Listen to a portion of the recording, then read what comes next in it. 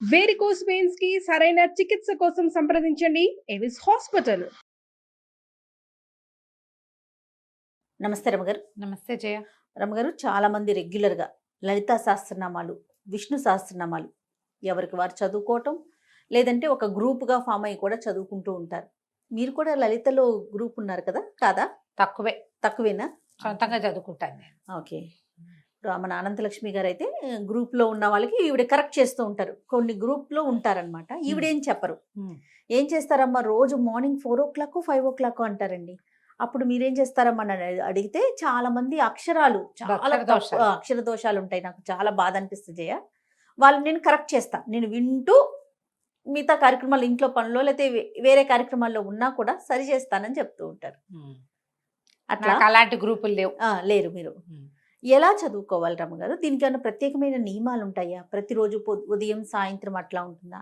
అసలు శక్తి, లలితా సహస్రనామం చదువుకుంటే చాలా శక్తి ఉంటుంది అంటారు కదా అమ్మవారికి సంబంధించి.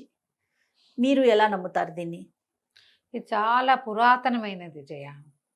ఇది వరకు అందరూ చదివే వాళ్ళు కాదు. ప్రత్యేకంగా బ్రాహ్మణ సమాజంలో ఎక్కువ ఉండేది. అది కూడా కొన్నిళ్లలో దళిత బోధ ఉండాలని, అంటే మన ఏమన్నా ఉపదేశం ఉండాలని భావించేవాళ్ళు. లలిత కామ్యం అని చెప్పేవాళ్ళు. ఏదైనా ప్రత్యేకమైన కోరికతోటి అది చదువుకోవటం. ఓకే. ఇప్పట్లాగా అందరూ రొడ్డగొట్టుడుగా ప్రతి వాళ్ళు చదివే విధానాలు పాతకాలంలో ఉండేవి కాదు. చాలా పెద్దది, దాన్ని ముట్టుకోకూడదు అనుకునేవాళ్ళు. పవర్ హౌస్ లలిత. అందరం ముట్టుకుంటామా?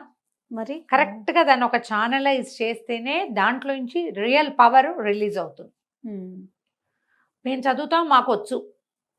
గుళ్ళోకి వెళ్తాం, అందరు చదువుతారు, మనం కూడా పుస్తకం వచ్చుకుని పుస్తకాలు ప్రింట్లు. ఇది వరకు పుస్తకాలు ప్రింట్లు ఇవి రేర్గా ఒక లలితా సహస్రనామం పుస్తకం ఉండేది.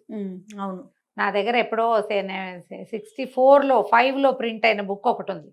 ముట్టుకుంటే చింకి జీర్ణం అయిపోతుంటుంది. అది రేర్గా ఒక్క పుస్తకం ఉండేది. ఇప్పుడు ప్రతి ఫంక్షన్కి ప్రతి చోట ఎక్కడ చూసినా పుస్తకాలు ప్రింట్ చేయడం ఇవన్నీ మనకి ఈజీ అయిపోయింది. సో అందరి దగ్గరికి పుస్తకాలు వస్తున్నాయి. అందరూ చదవడానికి ప్రయత్నం చేసేస్తారు. కొంతమంది రోజు చదువుతూ నోటుకొచ్చేస్తుంది. ఎలా ఉన్నా చదివారేస్తారు. నీకు ఎలా ఉంటుందంటే, ట్రాన్స్ఫార్మర్లో కరెంట్ ఉంది, మీ ఇంట్లో వైరింగ్ ఉంది, స్విచ్ వైరు కనెక్టెడ్గా లేవు. నువ్వు స్విచ్ 100 సార్లు వేస్తావు, ఉపయోగం ఏముంది? ఏమవుతుంది? ఎప్పుడు కుదురుతుంది? ట్రాన్స్ఫార్మర్లో కరెంట్ ఉండాలి, మన పబ్లిక్ కరెంట్ ఉండాలి, మన ఇంట్లోకి సరైన వైరింగ్ ఉండాలి. ఆ వైరింగ్కి మనం పెట్టుకున్నటువంటి ఓ బల్బుకి కరెక్ట్గా స్విచ్ ఉండాలి. ఇది 2 కనెక్టెడ్గా ఉండాలి. బల్బు మాడిపోకుండా ఉండాలి. ఇప్పుడు పవర్ బయటకు వస్తుంది. లలితా సహస్రాన్ని అలా చేస్తేనే దాంట్లో నుంచి రియల్ పవర్, నిజమైన శక్తి, అందులో ఉన్నటువంటి మహాద్భుతమైనది, అద్భుతమైన దైవిక శక్తి బయటకు వస్తుంది. అది మనకి ఉపయోగపడుతుంది. ఉపయోగపడడం అంటే అదేమన్నా మనకి పని చేసి పెడుతుందా? కాదు. మన చుట్టూతా ఒక పాజిటివ్ ఎనర్జీని నింపుతుంది. ఈ పాజిటివిటీ వల్ల మనం అనారోగ్యాన్ని, అకాల మృత్యువుని, దరిద్రాన్ని, సమస్యలని, వీటి నుంచి తప్పించుకోగలుగుతాం. పాజిటివ్ ఎనర్జీ ఉంటే కొంచెం తగ్గిపోతాయి అంతే. ఇప్పుడు అది లలిత చదివితే ఇవి తీరిపోతాయి అని అనుకోవద్దు, తగ్గిపోతాయి అని తెలుసుకోవాలి మనం. ఇది ప్రధానం. ఇదే ప్రధానం, ఇదే మెయిన్ పాయింట్. ఇదే. అవునండి. లలిత చదవటం, రోజు చదవటం వల్ల నాకు ఇలా మార్పు వచ్చిందంటే ఇది మొత్తం మారిపోదు. నువ్వు చాలా సమస్యల్లో ఉండవలసిన వాళ్ళము అంత కాకుండా కొద్ది సమస్యల్లో ఉంటాం. మనం హ్యాండిల్ చేయగలిగే సమస్యలే ఉంటాయి. ఈ సమస్యలు మనం ఎక్కడి నుంచి తెస్తాం? మనుషులం కదా మనం, కిందటి జన్మల నుంచి మోసుకొస్తాం. పురాకృత పాపపుణ్యాలన్నీ మనని ఇప్పుడు కర్మల రూపంలో బాధిస్తాయి. మనం ఇప్పుడు చేసే కర్మలు మన వచ్చే జన్మకి క్యారీ ఫార్వర్డ్ అవుతాయి, ముందుకు వెళ్తూ ఉంటాయి. దీన్ని తెలుసుకోవాలి మనం. ఇప్పుడు మనం సరిగ్గా చదివితే, ఇందులో సరిగ్గా చదివితే అనేది ఒక పాయింట్. అదే కదా చెప్తున్నా. అంతే. ఈ సరిగ్గా చదవటం అంటే ఏమిటి? దేశకాల నిర్ణయం. మనం ఎక్కడ కూర్చుని చదువుతాం, ఏ సమయంలో చదువుతాం, ఎక్కడ? శుభ్రమైన చోటు, ఇల్లు శుభ్రంగా ఉండాలి, చక్కగా పచ్చగా తోరణం ఏదైనా కట్టుకుంటే మంచిది. లేదా దేవాలయం దేవతార్చనలో కూర్చున్నాం, చక్కగా దీపం పెట్టుకుని అగరతో ధూపం చూపించి 2 పువ్వులతో అలంకరించి, పెద్దవేం చేయొద్దు, బోళ్ళని కేజీ పువ్వులు అక్కర్లా, 2 పువ్వులు శ్రద్ధగా కాస్త గంధం సమర్పించి స్థిరంగా కూర్చుని చదువుకుంటే ఫలితం బాగుంటుంది. ఉమ్. దేశం కాలం మళ్ళీ మధ్యాహ్నాలు అర్ధరాత్రులు కాదు, ఉదయాస్తమాలు అస్తమానాలు చదవాలి. ఉదయం అంటే పొద్దుటి పూట 12 గంటల లోపల, అస్తమానం అంటే సూర్యాస్తమయం అయిన దగ్గర చదువుకోవచ్చు. నీకు ఎప్పుడు పడితే అప్పుడు నిద్రలేచిన మంచం మీద కూర్చొని చదువుకుంటా, అన్నం తిన్నాక చదువుకుంటా, అలాంటి పార్కులో పద్ధతులు నడుస్తూ చదువుకుంటా. చదువుకుంటా అవి చెయ్యొద్దు. అది మీరు ఊరికే ఏదో పాటలాగా పాడితే ఫలితం అయితే లభించదు. పాటలాగా పాడినందుకు లభించవలసిన ఫలితం ఏదైనా కొంత ఉంటే అది లభించవచ్చు, అందులో మళ్ళీ తప్పులు లేకుండా. అక్షర దోషాలు ఉండకూడదు. అక్షర దోషాలు ఉండకూడదు. ఈ ఎందుకు ఉండకూడదు అనేది మాట్లాడదాం. ఇప్పుడు లలితా సహస్ర నామము అని కదా దాని పేరు. అవునండి. సహస్ర నామాలు, 1000 నామాలు. నామం అంటే ఏమిటి? పేరు. అభిజ్ఞ, గుర్తు. నీకు ఇప్పుడు నేను రోడ్డు మీద నడుస్తావు, వెనక నుంచి రమ అని పిలిస్తే పలుకుతానా? నేను రమణి అంటే పలుకుతానా? నిన్ను జయిని అంటే పలకవు, నువ్వు జయ అంటేనే పలుకుతావు. అంటే నీకు ఒక పేరుంది, దానికి నువ్వు పలకాలన్న నియమం ఉంది. అవును.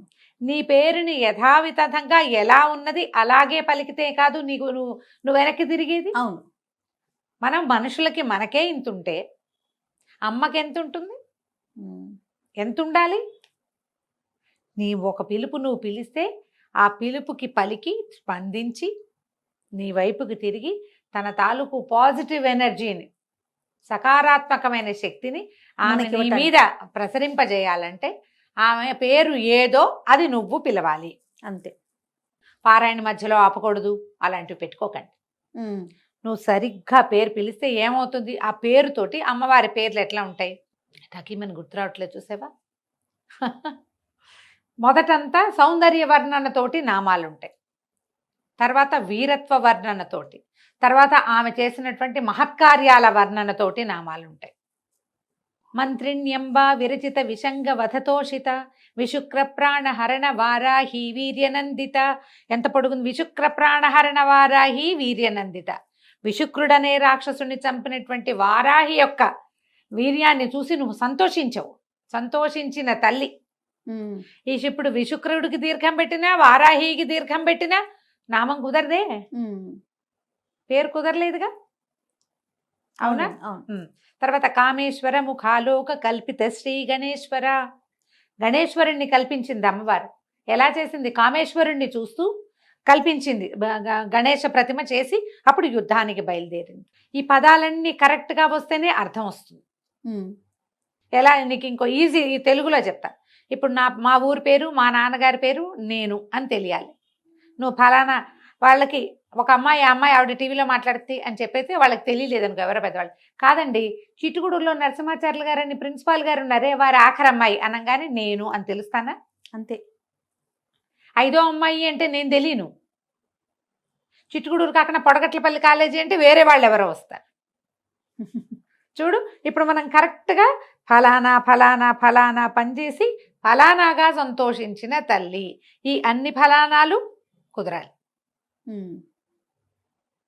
ఇట్లా కుదిర్చి మీరు నామాలు చదివితే ఆమె పలుకుతుంది, తననేనని స్పందిస్తుంది. స్పందించే రకపుగా మనం నామం చదవాలంటే నువ్వు అర్థంలో మార్పు రాకుండా, అక్షరాలు చెడగొట్టకుండా చదువుకోవాలి. ఓకే. కొన్ని చదువుతాం, కొన్ని తేలిగ్గా ఉంటాయి, కొన్ని పదాలు చిన్న చిన్నవి ఉంటాయి, కొన్ని పేర్లు అప్పుడు చదివేస్తాం. అరుణాం కరుణా తరంగితాక్షీం క్లియర్గా ఉంది. ధృత పాశాంకుశ పుష్పబాణ చాపాం, ఇది కూడా క్లియర్గానే ఉంది. ఇలాంటి చిన్న చిన్న పదాలు అప్పుడు పలికేసి పెద్ద పెద్ద వాటప్పుడు ఏం చేస్తాం? అది మొత్తం ఒక సమాసం అనుకో, ఓ ముక్కటు ఓ ముక్కిటు కట్ చేసేస్తాం. కొన్ని చోట్ల అక్కర్లేని దీర్ఘాలు పెడతాం, కొన్ని చోట్ల ఒత్తులు పెడతాం. చాలామంది ఎక్కువగా చేసే పొరపాటు దుష్ట దూరా దురాచార శమని దోషవర్జిత చదవాలి. దుష్ట దూరా దురాచార శమని దోషవర్జిత చదువుతారు. దుష్ట దూర కనపడుతుంది, దుష్టుల్ని దూరంగా ఉంచుతుంది. దురాచార అంటే అమ్మవారిని దురాచారం చేస్తున్నాం మనం, ఆమెకు దురాచారాలు ఉన్నాయని చెప్తున్నాం. శమని అంటాం, ఆ శమని దేనికి ఏమిటో, దురాచార శమని అని రావాలి. అదొక పదం. ఇది మొత్తం సమాసం. ఎలా? దురాచారాలని పోగొట్టే తల్లి. చూడండి ఎంత అర్థం మారిపోతుందో. దోషవర్జిత, దోషాలు పోగొడుతుంది తల్లి. ఆమెలో ఏ దోషము లేదు, మనం ఆమెను ఆశ్రయిస్తే మన దోషాలని అమ్మ పోగొడుతుంది. పదాలకి అర్థం తెలుసుకోగలిగితే అద్భుతంగా ఉంటుంది. ఓకే. మన వల్ల అంత కాదు. తప్పులు లేకుండా చదవటం. నువ్వు పారాయణ చేసేయాలన్న తాపత్రయంతో గడగడ గడగడ గడగడ చదివేసేయటం. గుళ్ళోకి వెళ్తారు, ఆ గుళ్ళో అర్చన అవుతూ ఉంటుంది, దేవాలయంలో అర్చనతో పాటు మనం ఇది ముందు ఇది ఫినిష్ చేసేయాలి, అక్కడ చూడం, అక్కడ దృష్టి ఉండదు, ఇది ఫినిష్ చేసేయాలి, అక్కడ చదివేసుకోవాలి. ఈ పుస్తకం చూస్తారా, ఇది రాదు, ఆ పుణ్యము రాదు కదా, రెండూ పోతాయి కదా. దేవాలయంలో ఉన్నప్పుడు మీకు నోటికి వస్తే దేవాలయంలో ఏం జరుగుతోందో చూస్తూ నోటికి వచ్చింది చదువుకోండి. నెంబర్ 1, ఇది స్ట్రిక్ట్ రూల్. పుస్తకం చూడొద్దు. విడిగా ఉన్నప్పుడు పుస్తకం చూసుకుని చదువుకోండి. అర్చన అంతా అయిపోయింది, మూల కూర్చున్నారు, పోయి అక్కడ కాసేపు కూర్చోవాలి కదా, అప్పుడు పుస్తకం పెట్టుకుని మెల్లిగా చదువుకోవచ్చు. అర్చనా కాలంలో మీరు చేయాలంటే శ్రీమాత్రే నమః చెప్పుకోండి. పొట్టిగా అరుణంకరణాతరంతక్షం ధ్యాన శ్లోకం అందరికీ నోటికి వస్తుంది, అందరికీ వస్తుంది కదా, ఆ శ్లోకం చదువుకోండి. ఒక్క శ్లోకాన్ని మీరు రటనగా 10 సార్లు 11 సార్లు 14 సార్లు చదివినా ఏమి తప్పలేదమ్మా, చాలా మంచిది, విశేషమైన ఫలితం లభిస్తుంది. ఇలా చదవండి. ఓకే. దేవాలయాల్లో చదవలసిన విధానం మీకు నోటికి వస్తే ఏం ఇబ్బంది లేదు. ఈ నోటికి రావడానికి ఎవరితోటైనా చెప్పుకుంటే ఎక్కువ మంచిది. మనమే చదువుకుంటే తప్పులు ఉన్నాయా అనేది కరెక్షన్ ఉంచుకోండమ్మా. ఇది ఎలాంటి పని చేస్తుందో చెప్తాను జయ, ఇది నా స్వానుభవం. మనం ఒక తప్పు కరెక్షన్ చేసుకున్నాం, ఏదో చదువుతున్నాం, ఎవరైనా కరెక్షన్ చెప్పారనుకో కోపం వస్తుంది చాలా మందికి. నీ తప్పులు చూపించకూడదు, అవునా కదా? అవునండి. కోపం వచ్చేస్తావు, అరికాలి మంట ఎక్కిపోతుంది. అవును అవును. మీరు ఎప్పుడు మీ జీవితంలో తప్పులు కూడా దిద్దుకోరు అలాంటి వాళ్ళు. అంతే. నువ్వు ఇక్కడ అక్షర దోషాలు గనక నువ్వు దిద్దుకుని దాన్ని కరెక్ట్ చేసుకున్నావంటే నీ జీవితంలో నువ్వు చేస్తున్న పొరపాటు నీకు కనపడేలాగా చేస్తుంది అమ్మ. కనిపించి ఇది నాది పొరపాటు, ఇది నేను సరి చేసుకోవాలని నీకు అర్థమయ్యేలాగా చేస్తున్నా. నువ్వు ఇక్కడ చేసుకుంటున్నావు కదా కరెక్షన్, ఇదేంటి మహత్తర శక్తి. అవును. ఈ శక్తి విషయంలో నువ్వు చేసే కరెక్షన్ లైఫ్ విషయంలో చేసుకునేలాగా నిన్ను చేస్తుంది. ఓకే. లేదా మీరు ఎవరైనా తప్పెత్తి చూపించగానే మీకు కోపం వచ్చి ఇరిటేట్ అయిపోయి మాకు తెలుసని ఈవిడ ఒకటి వచ్చిందండి ఇలాంటివి అనుకున్నారో వాళ్ళకు వచ్చిన నష్టం ఏం లేదు, మీకు చాలా నష్టం ఉంటుంది, అది తెలుసుకోవాలి. స్తోత్రాలలో ఎప్పుడైనా ఎవరైనా కరెక్షన్ చెప్తే సంతోషంగా తీసుకోండి. అయ్యో నాకు కరెక్ట్ చేసుకునే అవకాశం లభించిందే ఇంతకాలానికి అని గనక కరెక్ట్ చేసుకున్నారా, మొదట మీరు జీవితంలో తప్పులు చేయకుండా ఉంటారు. లేదా మీ తప్పులకి కరెక్షన్ లభిస్తుంది, మీ తప్పులకి మీరు రిపెంట్ అయ్యి దాన్ని సరి చేసుకోగలుగుతారు. ఈ అవకాశాన్ని మీకు లలితా సహస్రనామం 100% ఇస్తుంది. ఇది ఎంత పాజిటివ్ సైన్, మామూలుగా కాదు. తర్వాత టైం పెట్టుకుని చదవబోకండి. టైం 10 నిమిషాలలో అయిపోవాలి, 14 నిమిషాల్లో అయిపోవాలి. ఇట్లా కష్టమమ్మా, అట్లా చదవకూడదు. చదివితే మీకు తప్పులు వచ్చేస్తాయి, దడదడదడదడలు ఆడిపోతారు. ధాకి థాకి తేడా ఉంది కదా జయ. అవును. తా థా దా ధా కదా, ఈ థాని ధాని కలిపేస్తాం, అవునా? అక్కడి నుంచి చూడు, లా వేరు లా వేరు, లాలని కలిపేస్తాం, నా అణ రెండింటిని కలిపేస్తాం. మీరు పరిగెత్తారా ఈ పొరపాటు అవుతుంది. ఇంకో పెద్దది చెప్తాను, శశసహాలు సావేరు సావేరు షావేరు.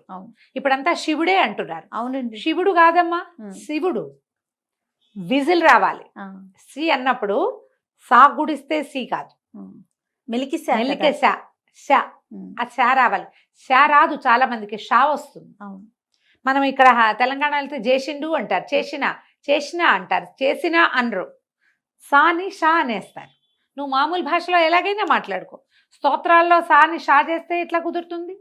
శివ శివ శివ అంటే రాడమ్మా శివుడు, మీరు అర్థం చేసుకోండి. ఆయన పిలిచినట్టు కాదు, పిలిచినట్టే కాదు. నిన్ను పిలవకపోతే, నీ పేరు పెట్టకపోతే నువ్వే పలకవే, భగవంతుడు ఎట్లా పలుకుతాడు? భావం ముఖ్యం లాంటి పాఠాలు బోల్డ్ వింటానమ్మా నేను, చాలా మంది నాకు చెప్తారు. అలా ఏముందండి, భగవంతుడికి భక్తి చాలా ఇంపార్టెంట్. ఎవరికి భక్తి ఇంపార్టెంటు? చదువు రాని వాడికి, చదువుకోని వాడికి, అక్షర దోషం అర్థం కాని వాడికి, వాడు ఎట్లా పిలిచినా దేవుడిని రారా అని పిలుస్తాడట. వాడెవడో ఒక పల్లెటూరు వాడు వచ్చాడు, అతను కిష్టయ్య ఎక్కడన్నావురా, ఇట్లా చంపుతున్నావు అంటే కృష్ణుడు వచ్చి పాలు ఊచుకొచ్చి పాలు తాగు పడుకో నిద్రపో, నేను నిన్ను ఇంటికి తీసుకెళ్తానని తీసుకుపోయాడు. రారా కిట్టయ్య అంటే వచ్చాడు. నేను రారా కిట్టయ్య అంటే పాలేరు వస్తాడు, కృష్ణుడు ఎందుకు వస్తాడమ్మా? నేను చదువుకున్నా కదా, చదువుకున్నాను, కృష్ణుడిని ఇలా పిలవాలని నేను తెలుసుకున్నా. ఇక్కడ ఇంకొక చిన్న ఆ, ఇబ్బంది జరుగుతుంది రమ్మగారు. ఉమ్. పొద్దున్నే ఏదో మాటల మీద దసరా హాలిడేస్ అంటుంది మా పాప ఆ. హని. ఆ. ద షా కాదే ద సా సరిగమల్లో సా అని చెప్పా. ఆ. మరి ఇంగ్లీష్ లో రాసేటప్పుడు SH అని రాసాం, మేము SH అని రాస్తున్నాం, ఉమ్. అందుకని నేను షా పలుకుతున్నాను మమ్మీ అని చెప్తోంది. ఉమ్. అది దానికి ఏం దాన్ని చేయలేం. మనం ఎవరిని సరి చేయాలి ఇప్పుడు చెప్పండి? ఇవి లేటెస్ట్ పిల్లలు లలితా ఆ. సహస్రాలు లేటెస్ట్ చిటి పిల్లలకి రావు రావు కదా, అంటే పెద్దవాళ్ళకి ఇంక ఇప్పుడు వస్తుంది. అదే వచ్చేస్తుంది కదా, అదే వస్తుంది. సా శా షా, ఇంకా వాటికి వేరియేషన్ ఏం Difference తెలుస్తుంది వాళ్ళకి? తెలీదు. Difference ఇంగ్లీష్ తెలీదు. వాళ్ళ తెలీదు, ఉమ్. తెలుగు చదివేటప్పుడు మనం మనకి కొంచెం సరి చేసుకోగలిగితే ఏమన్నా కొంచెం చిన్న పెద్దవి మార్చుకుంటారేమో. అవును, మార్చుకుంటారు కాస్త అవును. చెప్పగలిగితే. మీరు ఒక్కటే గమనించండి, తెలియని వాడు ఎలా పిలిచినా అమ్మ పలుకుతుంది. తెలిసిన వాడు తప్పు చేయకూడదు, తప్పు కరెక్ట్ చేసుకోవాలి. తప్పు జరిగినా దాన్ని కరెక్ట్ Correct చేసుకోవాలి, అంతేనండి. తప్పులు మార్చుకోవాలి మనం. ఈ అక్షర దోషాలని ఉండనివ్వబోకండి. లలితలో ఇలా గనక మనం లలితా సహస్రనామం ఒక్క అక్షరం లేకుండా, తప్పు సమయంతో పరిగెత్తగా, అక్షర తప్పు లేకుండా సమయంతో పరిగెత్తేసి చేసేయకుండా తాపిగా నోటికి నిదానంగా నేర్చుకుని ఒక 6 నెలలైనా పడుతుంది జయ మనకి చక్కగా రావటానికి, ఉమ్. తాపీగా వెళ్ళడానికి. దీనికి మళ్ళీ ట్యూన్లు సంగీతము ఏం అక్కర్లేదమ్మా. దానికి అనుష్ఠుప్ ఛందస్సు విష్ణు అంతే సహస్రనామాలాగానే. అంతే. అలాగే అయితే ఏంటంటే మనం మధ్య మధ్యలో ఏమవుతుంది, విష్ణు సహస్రనామాల్లో పెద్ద సమాసాలు తక్కువ ఉంటాయమ్మా. అవును. ఈ లలితా శాస్త్రంలో సమాసాలు పెద్దవి. ఓహో. మొదట 25-30 శ్లోకాలు అయితే అన్ని అమ్మవారి సౌందర్య వర్ణన కదా, అవి చాలా పెద్దవిగా ఉంటాయి. ఉమ్. ఈ ఇంత పెద్ద వాటిని మనం చేసేటప్పుడు ఎక్కడ విరవాలి అనేది మనకి సమస్యగా ఉంటుంది. సో వినాలి మనకి, అంతే కదా రమ్మగారు? వినాలి, తెలుసుకోవాలి, ఎవరితోటైనా చెప్పుకోవాలి. పెద్దవాళ్ళు చదివేది వింటే కూడా మనం అక్షర correction దోషాలను మనం సరి చేసుకోగలుగుతాం. చేసుకోవచ్చు. ఇప్పుడు నా పాటు వాళ్ళు ఎవరైనా కనబడ్డారనుకోండి, ఇప్పుడు అనంతలక్ష్మి గారు ఉన్నారు, వారు చేస్తున్నారు కదా, అవును. అలాంటి ఏదైనా గ్రూప్ లో చేరి తప్పులు లేకుండా చదవండి, తప్పనిసరిగా ఫలితం ఇస్తుంది. తప్పు రాకూడదు, ఇదొక స్ట్రిక్ట్ రూల్గా పెట్టుకుంటే కనుక మీకు అద్భుతమైన ఫలితాన్ని ఇస్తుంది లలితా శాస్త్రం. పొద్దున సాయంకాలాలు చేసుకోవచ్చు, విశేషించి అష్టమి ఉమ్. పౌర్ణమి చాలా అద్భుతమైన రోజులు. అష్టమి నాడు పౌర్ణమి నాడు అమ్మవారిని కనుక మనం చదువుకుంటే అద్భుతమైన ఫలితం ఇస్తుంది. ఇక పౌర్ణమి నాడైతే చంద్రబింబాన్ని చూస్తూ లలితా సహస్రనామం చదువుకుంటే మానసిక సమస్యలు కూడా తగ్గుతాయి. ఓహో. పిల్లలకి నేర్పించవచ్చు, 2 శ్లోకాలు చొప్పున చెప్పినా తాపీగా వచ్చేస్తుంది. అవును. నిదానం, ఎక్కువ శ్లోకాలు కదా, శ్లోకాలు ఎక్కువ ఉన్నాయి కదా. దీనికి పూర్వపీఠిక ఉత్తరపీఠిక చదవము. మనకి విష్ణు సహస్రనామానికి అయితే పూర్వపీఠిక స్తోత్రము, తర్వాత ఏమో అదే మన నామాలు, తర్వాత మళ్ళీ ఉత్తరపీఠిక చదువుకుంటాం. అవును. అందరికీ తెలిసినవే కదా, అవును. 3 భాగాలు ఉంటాయి, ధ్యానం భాగం ఉంటుంది, అలా అవును. కనపడుతుంది. మనకి లలితా శాస్త్రంలో సాధారణంగా పూర్వ ఉత్తర పీఠికలు పెద్దగా చదవరు ఎవరు, ఉమ్. నామాలే చదువుకుంటాం అవును. కదా. అంతేగా, అది నేర్చుకోవచ్చు కదా, ఎస్. ప్రయత్నం చేసి చూడండి. నాకు కూడా క్లాస్ ఒకటి తీసుకుందామని ఉంటుంది జయ, సమయం సరిపోదు. ఉమ్. ఇప్పుడు సౌందర్యలహరి పాఠం ఒకటి ఉంటుంది, వారానికి 1-2 క్లాసులు అనుకో, దానికే నేను ఒక టైట్ స్కెడ్యూల్ లాగా ఉంటుంది. జనాలకి కుదరాలి కదా, ఎప్పటికప్పుడు అనుకుంటూనే ఉన్నాను. సుమన్ గారు అయితే అసలు ఒకసారి పెద్ద క్లాస్ లాగా పెట్టండి మీరనే అవునవును. చెప్పాను, చేయాలనే ఉంటుంది. కానీ నాకు అవకాశం లేదు. ఎక్కడ మీకు అవకాశం దొరికితే అక్కడ శంకర మఠాలు అలాంటి చోట చక్కగా బాగా చెప్తారు. చెప్తారు. అవును. వాళ్ళందరూ చదువుతూ ఉంటారు. చిన్న కరెక్షన్స్ ఉంటే కరెక్ట్ చేసుకోండి, మంచి ప్రింట్ ఉన్న పుస్తకం కొనుక్కోండి. శంకర మఠంలో దొరికే మంచి పుస్తకాలలో ప్రింట్ చాలా బాగుంటుంది, వాచాదోషాలు లేవట అందులో. నేనైతే ఆ బుక్ చూడలే, ఉహు. నాకు 2-3 పెద్దవాళ్ళు చెప్పారు అక్కడ దొరికే పుస్తకాలు తెప్పించండి బాగుంటాయి అని. ఓకే. ఇలా ప్రయత్నించండి. అప్పుడు ఈ లలితా సహస్రనామంలో ఉన్నటువంటి పరమాద్భుతమైన మహత్తరమైన పాజిటివ్ ఎనర్జీ, దైవికమైన శక్తి మనకి తోడుంటుంది, సొంతం అవ్వదు, తోడుంటుంది. తోడుంటే చాలు కదా రమ్మగారు. మన వెనకాల ఉంటుంది, మనతో పాటు ఉంటుంది. నిత్యము చదువుకోవచ్చు మీ ఓపిక అవకాశాన్ని బట్టి. డ్రైవ్ చేస్తూ చదవచ్చా అని ఒకరు అడిగారు, పాపం వాళ్ళకి అవకాశం లేదు, ఏం చేస్తారు? ఏదో చేయండి అమ్మా, మరి పార్క్లో వాకింగ్ చేస్తూ కాకుండా శుభ్రంగా తయారై ఇంట్లో ఏదో పూజ చేసుకుని వెళ్తారు కదా, చదువుకోండి మరి, ఇక తప్పదు కదా. అది రైట్. నమస్తే. నమస్తే జయ.